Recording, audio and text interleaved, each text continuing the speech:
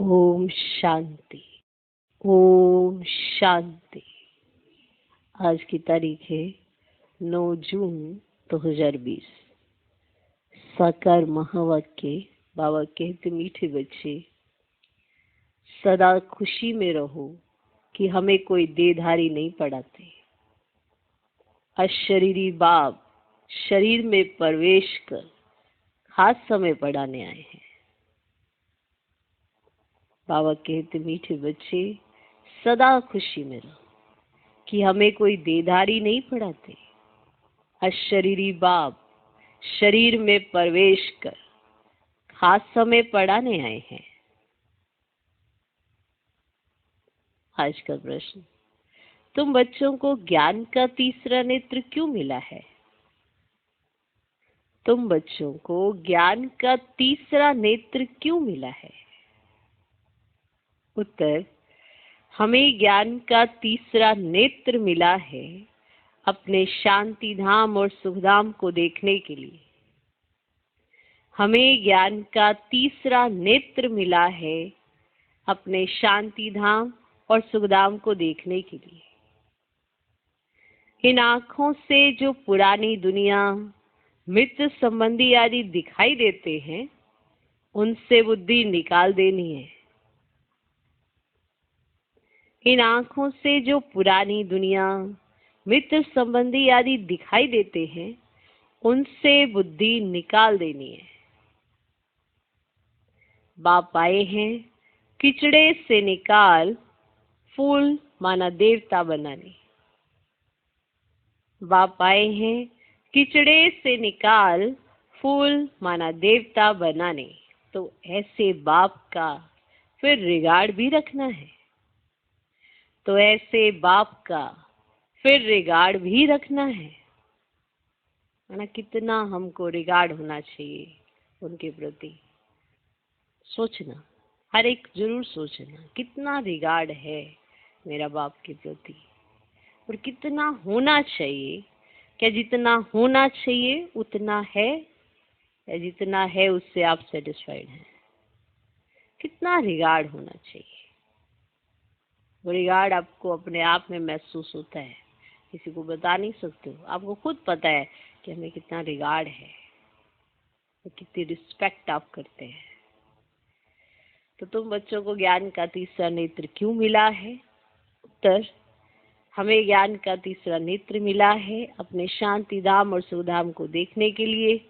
इन आँखों से जो पुरानी दुनिया, मित्र संबंधी आदि दिखाई देते हैं, उनसे बुद्धि निकाल देनी है।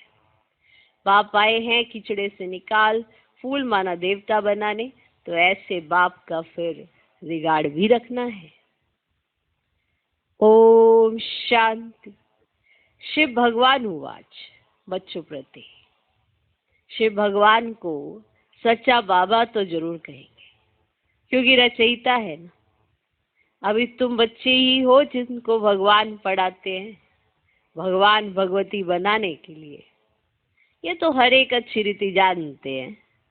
ऐसा कोई स्टूडेंट होता नहीं जो अपने टीचर को, पढ़ाई को और उसकी रिजल्ट को ना जानता हो। ऐसा कोई स्टूडेंट नहीं होता जो अपने टीचर को, अपनी पढ़ाई को या उसकी होने वाली रिजल्ट, जो वो पढ़ाई कर रहा है, उसको ना जानता हो। हर कोई जानता है मैं कितना पढ़ता हूँ, मेरा टीचर कौन है, क्या पढ़ाते हैं वो, ये सब कोई जानता है। हर कोई स्टूडेंट जानता है। जिनको भगवान पढ़ाते हैं उनको कितनी खुशी होनी चाहिए। जैसे वहां पे भी, दूसरी पढ़ाई में भी कोई अच्छा, एकदम बहुत अच्छा टीचर पढ़ाए तो स्टूडेंट बहुत खुश रहते हैं। तो जिनको भगवान पढ़ाते हैं उनको कितनी खुशी होनी चाहिए। ये खुशी स्थायी क्यों नहीं रहती? 2 दिन तो बड़ा ही नशा चढ़ता है, अरे मुझे भगवान पढ़ा रहे हैं, सामने बैठ के समझा रहे हैं। 2 दिन तो बड़ा अच्छा नशा चढ़ता है, फिर वैसे के वैसे। ये खुशी स्थायी क्यों नहीं रहती? तुम जानते हो हमको कोई देहधारी मनुष्य नहीं पढ़ाते हैं। अशरीरी बाप शरीर में प्रवेश कर खास तुम बच्चों को पढ़ाने हैं। ये किसको भी मालूम नहीं कि भगवान आकर पढ़ाते हैं। तुम जानते हो हम भगवान के बच्चे हैं, वे हमको पढ़ाते हैं। वही ज्ञान के सागर हैं। शिव बाबा के सम्मुख तुम बैठे हो। आत्माएं और परमात्मा अभी ही मिलते हैं, ये भूलो मत। ये मिलन, ये पढ़ाई, ये समझानी सिर्फ और सिर्फ इसी समय के लिए है। बाकी किसी समय में भी आप अपने आप को अच्छे से नहीं जान सकते, ना परमात्मा को पहचान सकते हो। सिर्फ एक ये, जिसे कहते हैं इकलौता समय, एक ये बस थोड़े समय का ये ऐसा पीरियड है जो आत्मा इस समय इतनी भरपूर हो जाए कि सारे कल्प के लिए, इसी समय के लिए वो इंतजार में रहे। क्योंकि एक बार जब किसी चीज का ऐसा टेस्ट पड़ जाता है तो आप कई सालों के बाद भी अगर उस चीज को रिमाइंड करते हो तो उसका टेस्ट याद आ जाता है कि अरे हाँ, वो चीज का ये वाला टेस्ट था। तो आत्माएं माना स्थूल कर्मेंद्रियां भी बता देती है आपको क्या टेस्ट है। तो जब आत्मा परमात्मा से मिलन करती है, उसका वो टेस्ट, ये कोई शब्दों में बयान करने वाली चीज नहीं है।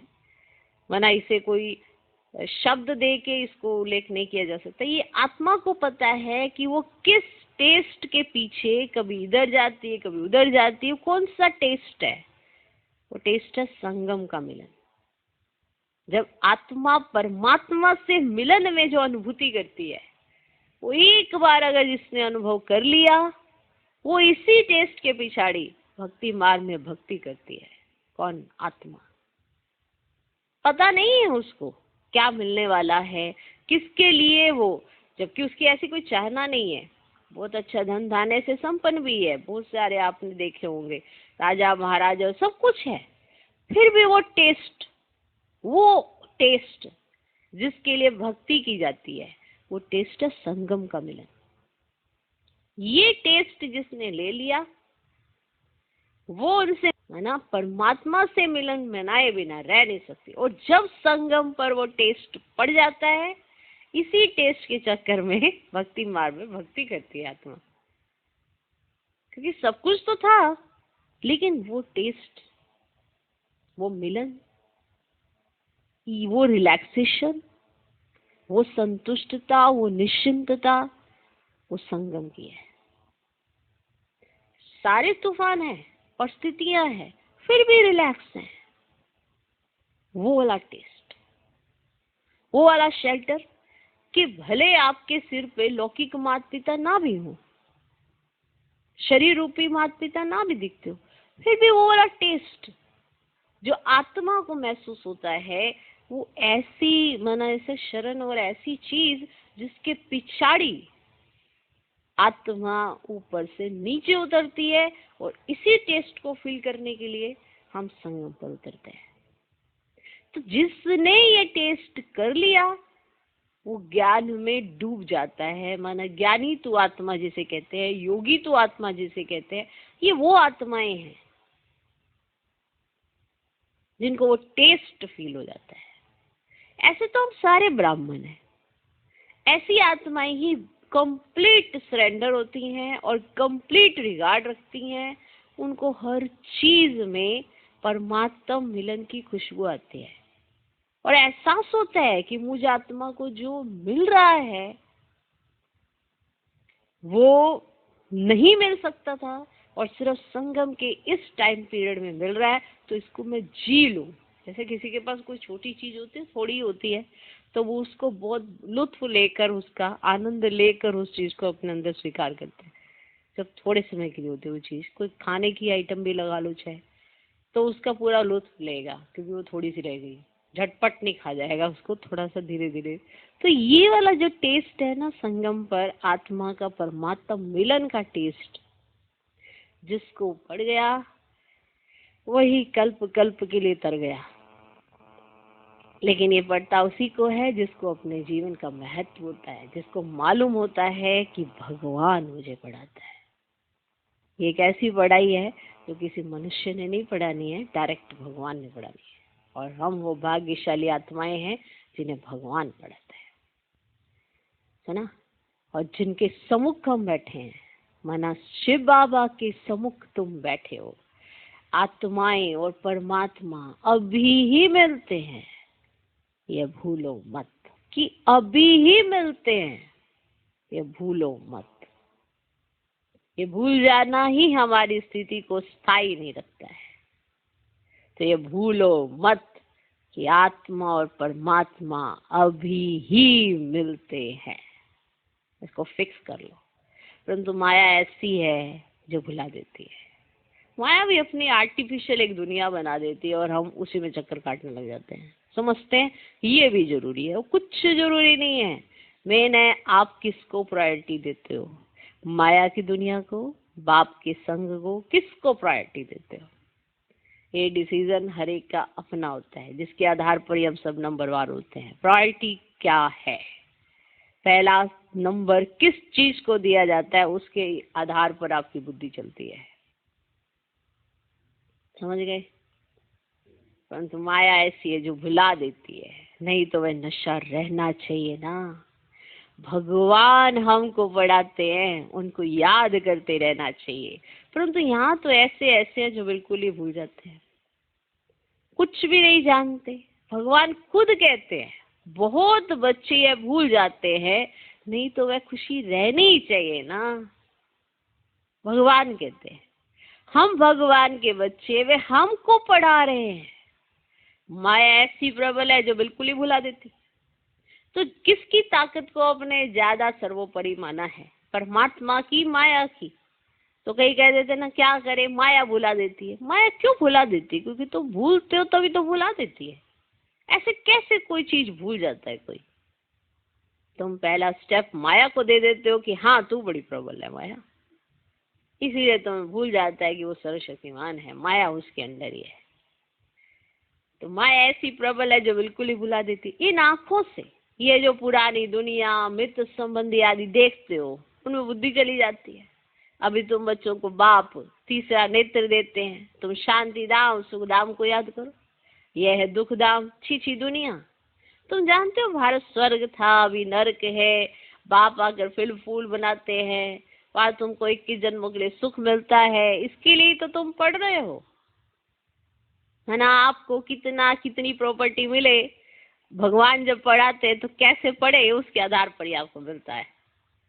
अभी तो इसीलिए तो पढ़ रहे हो, नहीं तो इतने सारे बच्चे हैं, कैसे ये डिफ्रेंशिएट होगा कि किसको कितना? जो जितना पढ़ेगा, जितना समझेगा, जितना रिगार्ड रखेगा, उसको उतना ऑटोमेटिकली उसके उसमें नूंद दिया जाएगा। अपने आप नूंद लेते हो आप। जैसा कर्म भी कोई भी करता है, हर कोई अपने कर्मों के आधार पर खुद ही वो प्राप्ति को अपने में नूंद लेता है। भगवान का सुना हुआ अगर ध्यान में रखते हैं तो जीवन में परिवर्तन आता है, सुनते हैं भूल जाते हैं तो परिवर्तन भी नहीं आता। तो इसी के लिए पढ़ रहे हो कि भविष्य में आपको क्या मिलना है। परंतु पूरा नहीं पढ़ने के कारण यहाँ के धन दौलत आदि में ही बुद्धि लटक पड़ती है। तो यहाँ की जो धन दौलत है ये सब आर्टिफिशियल चीजें हैं, माना ओरिजिनल चीज तो देखनी बाकी है ना। और आर्टिफिशियल चीजों के पीछे ही अपनी बुद्धि अटका देंगे तो ओरिजिनल से कैसे मिलेंगे। तो यहाँ की धन दौलत में बुद्धि लटक पड़ती है, उनसे बुद्धि निकलती नहीं है। बाप कहते शांति धाम सुख धाम तरफ बुद्धि रखो, परंतु बुद्धि गंदी दुनिया तरफ एकदम जैसे लटकी हुई है, माना जैसे चटक जाती है ना, उसी की तरफ चटकी हुई है, एकदम जैसे चटकी हुई है, निकलती नहीं है। भले यहाँ बैठे हैं तो भी पुरानी दुनिया से बुद्धि टूटती नहीं है। अभी बाबा आया हुआ है गुल गुल पवित्र बनाने के लिए, तो मुख्य पवित्रता के लिए ही कहते हो। बाबा हमको पवित्र बनाकर पवित्र दुनिया में ले जाते हैं। तो ऐसे बाप का कितना रिगार्ड रखना चाहिए, ऐसे बाबा पर तो कुर्बान जाए, है ना। जब दिल से इतना प्यार आपको एहसास होगी उन्होंने हमारे जीवन में क्या क्या दे दिया है, तब जाके आपको कुर्बान जाने का ख्याल आएगा ना। जब आपको महसूसता आएगी कि उनसे हमें क्या मिल गया है, तब जाके आपको ख्याल आएगा ना कि कुर्बान जाना है। अगर आप यही देखते रहेंगे, ये नहीं मिला, ये नहीं मिला, ऐसा हो गया, वैसा हो गया, ये नहीं हुआ, वो नहीं हुआ, तो फिर आपको कैसे महसूसता आएगी उन पर कुर्बान जाने की। उसने कहा क्या आप सोचते थे कि आपका जीवन कोई बहुत बड़ा ऐसा था क्या? कुछ भी नहीं था, छी था।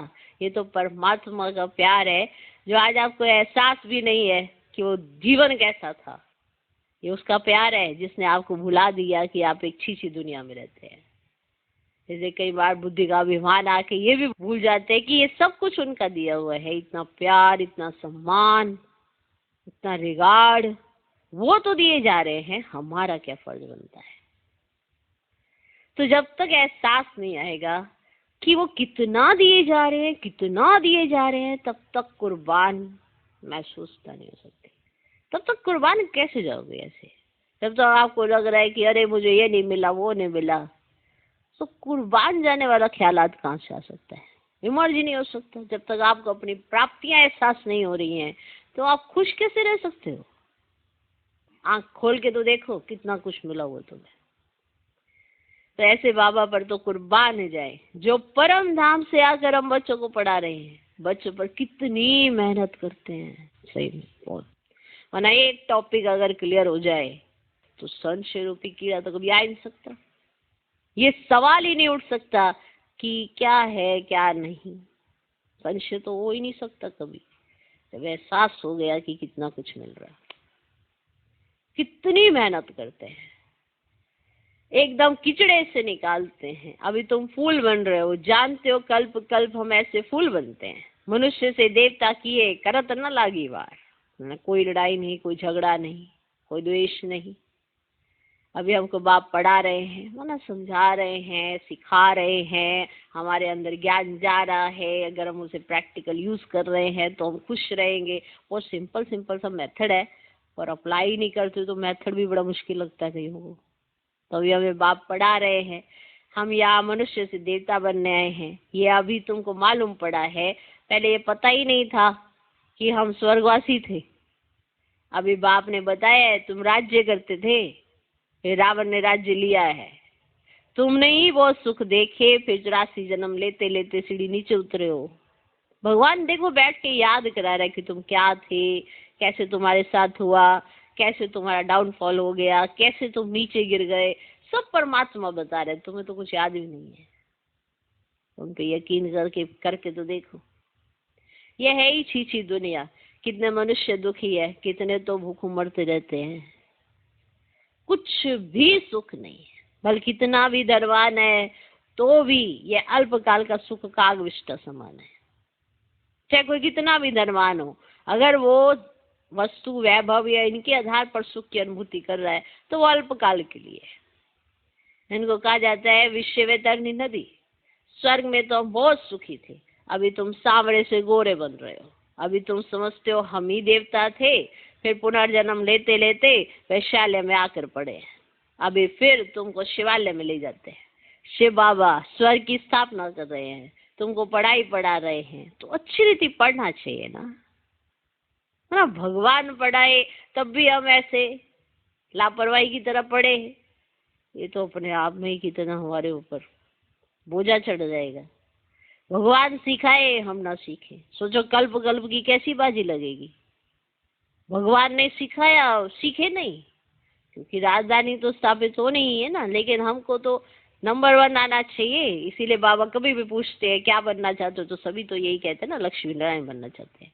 तो पुरुषार्थ क्या करना है क्या नहीं करना सबको पता है, इतने समझदार सब हो चुके हैं अभी। तो तुमको परमात्मा पढ़ाई पढ़ा रहे हैं तो अच्छी रीति पढ़ना चाहिए ना। पढ़कर चक्र बुद्धि में रख कर दैवी गुण धारण करने चाहिए। पढ़कर चक्र को बुद्धि में रखकर कि ये समय कौन सा है, ये संगम का वो समय है जो जहाँ पर आपको महसूस आ रही है कि कलयुग में आपके पास कोई गुण नहीं बचे और संगम पर आपको सभी मर्ज करने हैं, तो धारण तो करने पड़ेंगे ना दैवी गुण। अवगुणों के साथ जीवन तो नहीं जीना है, दैवी गुणों के साथ जीवन जीना है। तो क्यों कोई बातों पे तर्क वितर्क देते हैं? जब दैवी गुण है तो देवता बनेंगे, अगर दैवी गुण नहीं है तो आसुरी दुनिया में फिर से अपने आप को महसूस करने लगेंगे। इसलिए कई बार कोई संगम पर होते हुए भी अपने आप को कलयुग में महसूस करते हैं, क्योंकि वो अवगुणों के साथ रहते हैं। तो जो जिस चीज के साथ रहेगा वैसा ही फील करेगा ना। अगर दैवी गुणों की धारणा जीवन में होगी तो स्वयं को महसूस करेंगे कि हम देवता बन रहे हैं। अगर आश्री अवगुण उसके जीवन में होंगे तो महसूस करेंगे कि अरे सुख ही नहीं आ रहा है। संगम का सुख नहीं महसूस हो रहा है क्योंकि वो कलयुग में है। कलयुग का कलह कलेश उनके अंदर चलता रहेगा और संगम का अतीन्द्रिय सुख उनके जीवन में आएगा नहीं। कारण क्योंकि वो दैवी गुणों की धारणा नहीं करते हैं। तुम बच्चे रूप बसंत, तुम्हारे मुख से सदा ज्ञान रतन ही निकले, किचड़ा नहीं। बाप भी कहते मैं रूप बसंत हूँ, मैं परमात्मा ज्ञान का सागर हूँ। पढ़ाई सोर्स ऑफ इनकम होती है। पढ़कर जब बैरिस्टर डॉक्टर आदि बनते हैं, लाखों कमाते हैं। एक एक डॉक्टर मास में लाख रुपया कमाते हैं, खाने की भी फुर्सत नहीं रहती। अभी आप देख ही रहे हैं डॉक्टर्स की क्या कंडीशन है, और इस समय डॉक्टर ही सब कुछ है, खाने की भी फुर्सत नहीं रहती। तुम भी अभी पढ़ रहे हो, तुम क्या बनते हो? मानो वो डॉक्टर बनते हैं तो उनके पास खाने तक की भी फुर्सत नहीं रहती, और तुम क्या बन रहे हो? विश्व का मालिक।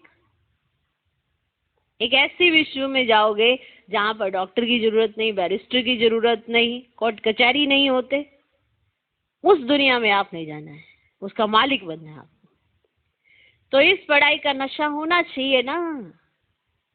तुम बच्चों में बातचीत करने की कितनी रॉयल्टी होनी चाहिए। जब आप बात करें तो कितनी रॉयल्टी के साथ करें, किसी के साथ भी। ये नहीं कि नपे तोड़े व्यक्तियों के साथ रॉयल्टी के साथ और वैसे वैसे ही। तो फिर आपका संस्कार ऐसा होगा चॉइस करके किसी के साथ डील करने का। आप रॉयल हैं तो सबके साथ रॉयल्टी से बात करें, सबके साथ। अगर रॉयल हैं तो सबके साथ रॉयल्टी से बात करें। अगर रॉयल नहीं है और कभी कभी रॉयल्टी के संस्कारी मर्ज होंगे तो किसी किसी के साथ रॉयल्टी से बात करेंगे, किसी के साथ नहीं करेंगे। लेकिन अगर रॉयल ही हैं तो आपकी हर बात रॉयल्टी के साथ ही होगी। तुम रॉयल बनते हो ना। राजाओं की चलन देखो कैसी होती है। राजाओं की चलन कैसी होती है। बाबा तो अनुभवी है ना। राजाओं को नजराना देते हैं, कभी ऐसे हाथ मिलेंगे नहीं। अगर राजाओं को नजराना देंगे तो वह कभी ऐसे हाथ को नहीं सेक्रेटरी को कहेंगे। अगर लेना होगा तो इशारा करेंगे सेक्रेटरी को जाकर दो। बहुत रॉयल होते हैं। बुद्धि में ये ख्याल रहता है इनसे लेते हैं तो इनको वापस भी देना है, नहीं तो लेंगे नहीं। कोई राजाएं प्रजा से बिल्कुल लेते नहीं है, कोई तो बहुत लूटते हैं। राजाओं में भी फर्क होता है। अभी तुम सत्युगी डबल सिरताज राजाएं बनते हो। डबल ताज के लिए पवित्रता जरूर चाहिए। इस विकारी दुनिया को छोड़ना है। तुम बच्चों ने विकारों को छोड़ा है। विकारी कोई आकर बैठ ना सके। अगर बिना बताए आकर बैठ जाते तो अपना नुकसान करते हैं।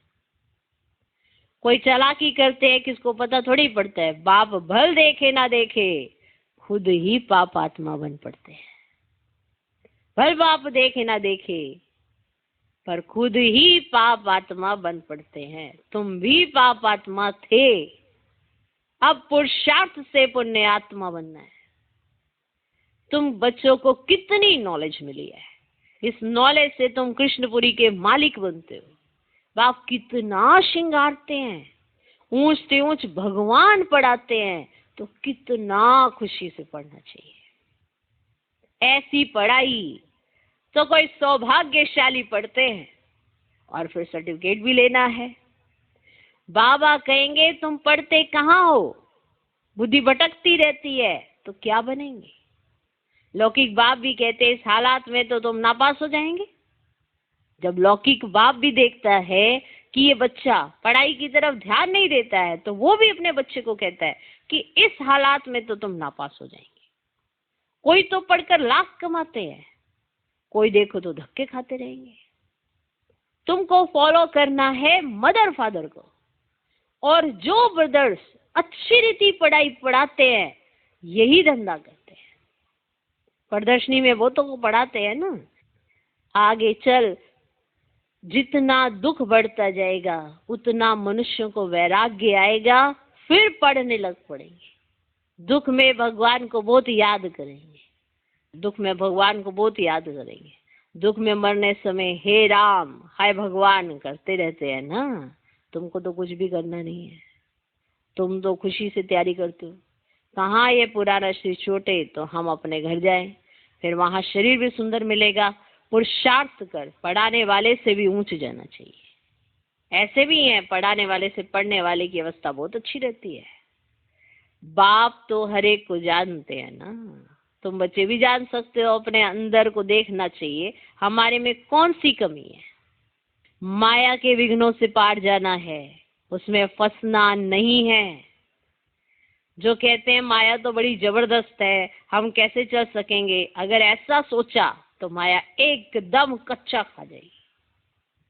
इसलिए हमने कहा कि आपको माया की कुशलता पे बड़ा ही अभिमान है कि हाँ भाई माया ये कर देगी, माया ये कर देगी।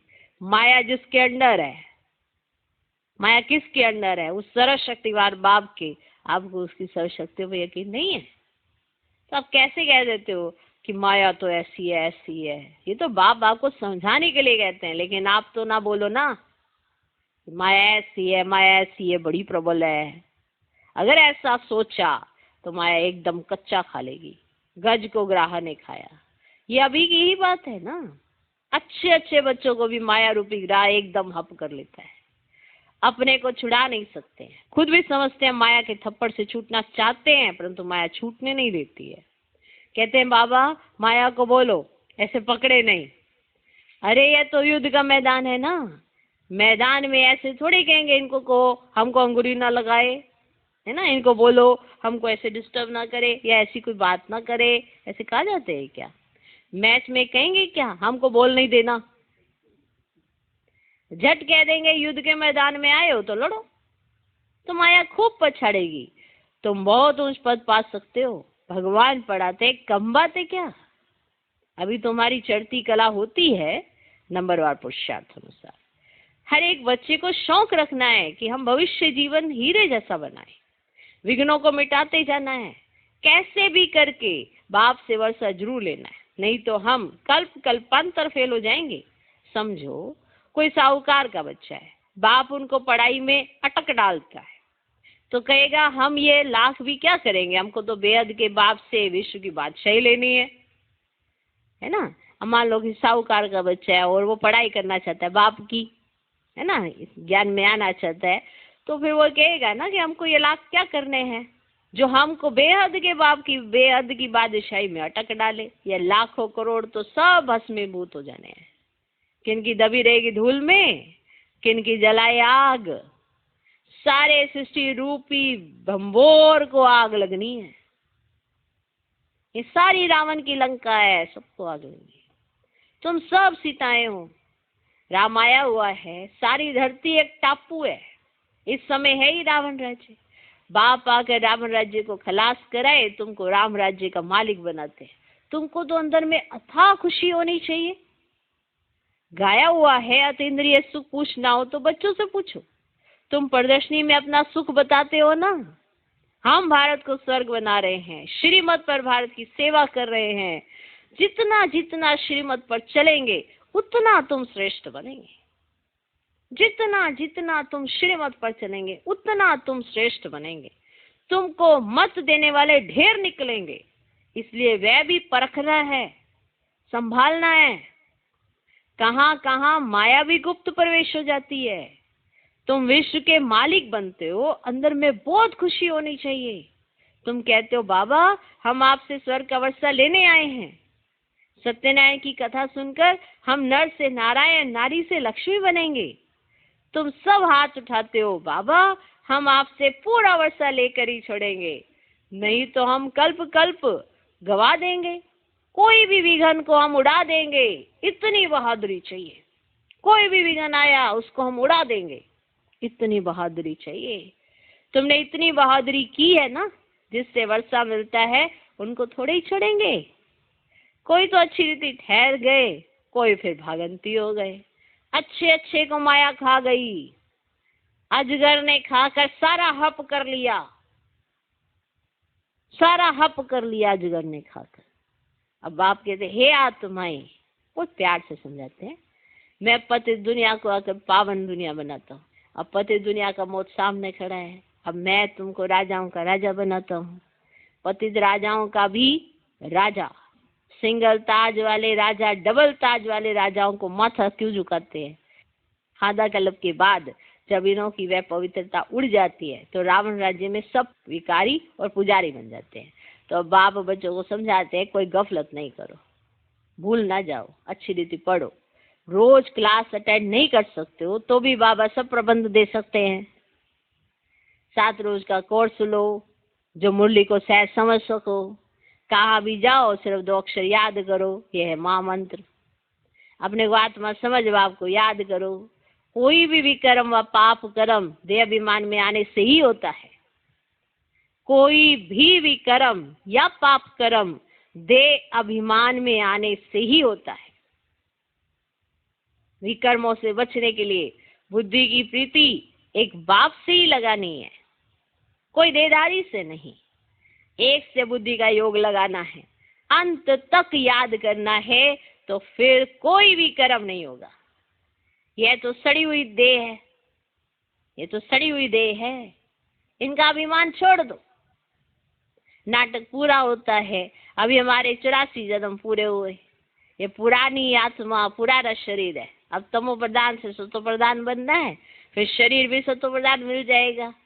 आत्मा को सतो प्रधान बनाना है, यही तात लगी रहे। बाप सिर्फ कहते हैं माँ में कम याद करो, बस यही होना रखो। तुम भी कहते हो ना बाबा हम पास होकर दिखाएंगे। क्लास में जाते हैं, सबको स्कॉलरशिप तो नहीं मिलेगी, फिर भी पुरुषार्थ तो बहुत करते हैं ना। तुम भी समझते हो हमको नर से नारायण बनने का पूरा पुरुषार्थ करना है, कम क्यों करें। कोई भी बात की परवाह नहीं, वॉरियर्स कभी परवाह नहीं करते हैं। कोई कहते बाबा बहुत तूफान स्वप्न आदि आते हैं, ये तो सब होगा, तुम एक बाप को याद करते रहो। इन दुश्मन पर जीत पानी है। कोई समय ऐसे ऐसे स्वप्न आएंगे, ना मन न चित्त ऐसे ऐसे घुट के आएंगे, ये सब माया है। हम माया को जीतते हैं। आधा कल्प के लिए दुश्मन से राज्य लेते हैं, हमको कोई परवाह नहीं। बहादुर कभी चूचा नहीं करते, लड़ाई में खुशी से जाते हैं। तुम तो यहाँ बड़े आराम से बाप से वर्षा लेते हो।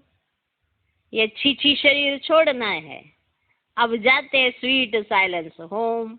बाप कहते मैं आया हूँ तुमको ले चलने, मुझे याद करो तो पावन बनेंगे।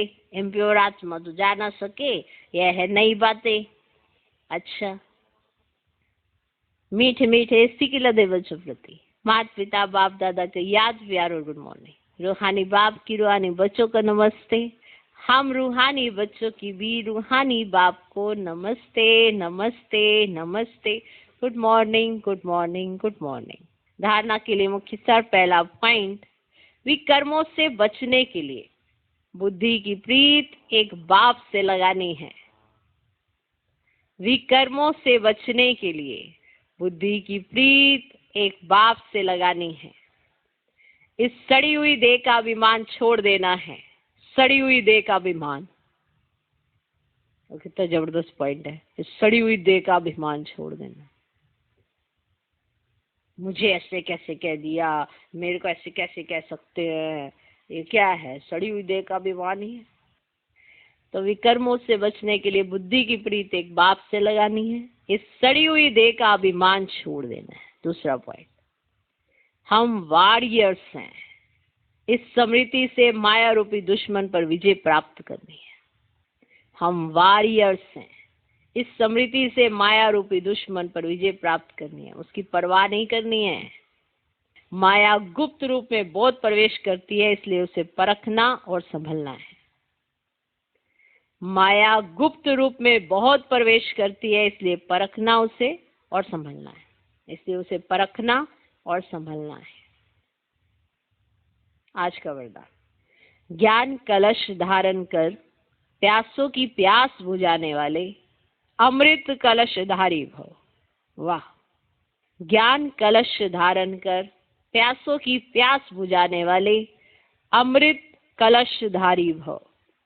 अभी मेजॉरिटी आत्माएं प्रकृति के अल्पकाल के साधनों से आत्मिक शांति प्राप्त करने के लिए बने हुए अल्पज्ञ स्थानों से परमात्मा मिलन मनाने के ठेकेदारों से थक गए हैं, निराश हो गए हैं। समझते हैं सत्य कुछ और है, प्राप्ति के प्यासे हैं। ऐसी प्यासी आत्माओं को आत्मिक परिचय परमात्म परिचय की यथार्थ बूंद भी तृप्त आत्मा बना देगी। इसलिए ज्ञान कलश धारण कर प्यासों की प्यास बुझाओ, अमृत कलश सदा साथ रहे, अमर बनो और अमर बनाओ। आज का स्लोगन।